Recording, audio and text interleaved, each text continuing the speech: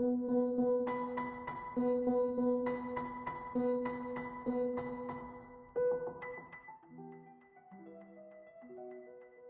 for 24 hours, we had what appeared to be mayhem in Russia.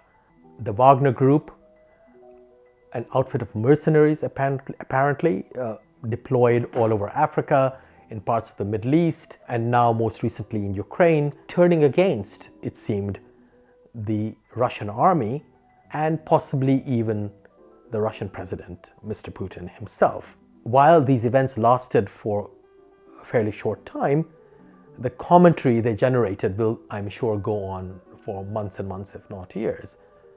Now, much of that commentary, of course, is by Russia specialists, as it should be, and it deals with what happened inside Russia. Are we talking about a kind of St. Petersburg gang in which Putin and Prigozhin are included, and a kind of Moscow gang in which Gerasimov and Shoigu are included? Or are we talking about Putin trying to play off the army against the Wagner Group, or the reverse? Those are questions for Russia specialists. But what I find interesting about what happened in Russia is that it bears a great many resonances globally. That this is not something unique to Russia, that we are seeing something that we have seen before and we shall see again. Now, there are two stories in which what happened in Russia can conventionally be fitted. One has to do with the emergence over very long historical periods of military groups, whether tribal groups or confederacies of some sort, at the edges of empire. And these groups sometimes turn on their own sponsors and take over. Think of the Cossack Rebellion, think in some ways of the Janissaries and the way they were used in the Ottoman Empire. And then there's another story which has to do with the Praetorian Guard. The ruler of an empire creates a special military unit for his own protection, or to be deployed against other forms of military deployment, so as to check one with the other. And here, of course, you have the Praetorian Guards of the Roman emperors and many other kinds of military formations of this kind later.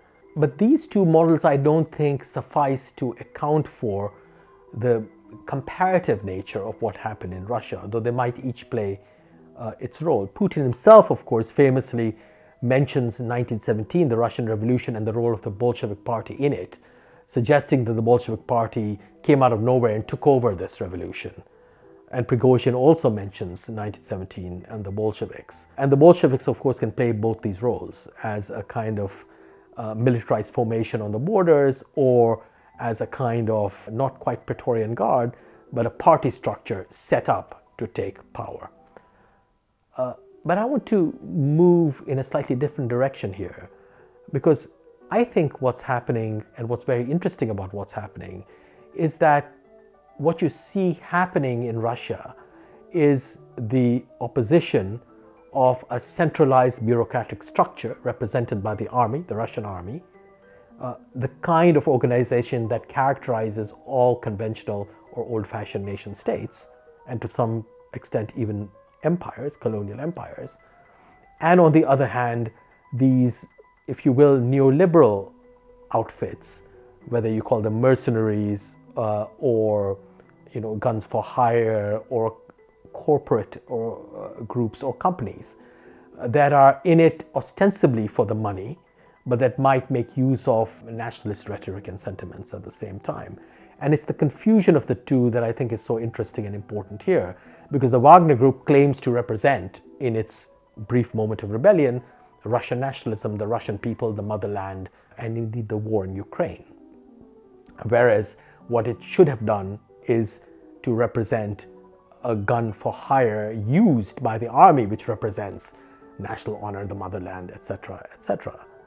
So the confusion between the public and the private here really tells us something about the fate of public-private partnerships more generally, which of course become a kind of integral part of neoliberal governance since the 1990s in many different parts of the world, certainly in Western Europe and in North America. So when you look even at the military bit of it more closely, you see that In the United States, for instance, the US Army has been making use of external or outside contractors for years now, and this use has been ramped up enormously since the War on Terror.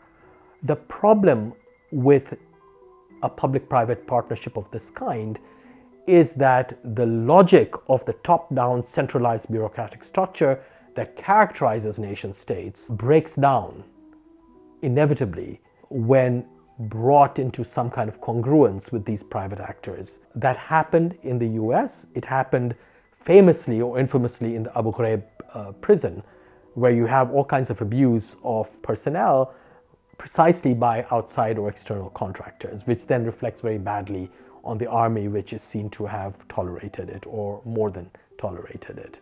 Russia, of course, is a different and perhaps more extreme example of this on the battlefield itself. But in both cases, you have the playing out of this struggle between a centralized bureaucratic apparatus and a kind of neoliberal one based on profits. This is not entirely a new story. It's been happening in the military from the 1990s, but of course there is a prehistory to this even before the nation state. Because when you think of colonial rule, often, say with the East India Company, it's a military group, it's also a profit-making company. Now what we see happening in the military sphere, whether in the United States with outside contractors or in Russia with the Wagner Group, you also see playing out in everyday politics as well. When you think about Trumpism in the United States, it too proposes capitalist neoliberal model for politics as a whole. It too targets the centralized top-down bureaucratic structures of the state. So when you have the attempted takeover at the Capitol after Trump loses the elections, it literally is the staging of a revolt against the state and its bureaucratic operations by the people, but the people as defined in neoliberal economic terms.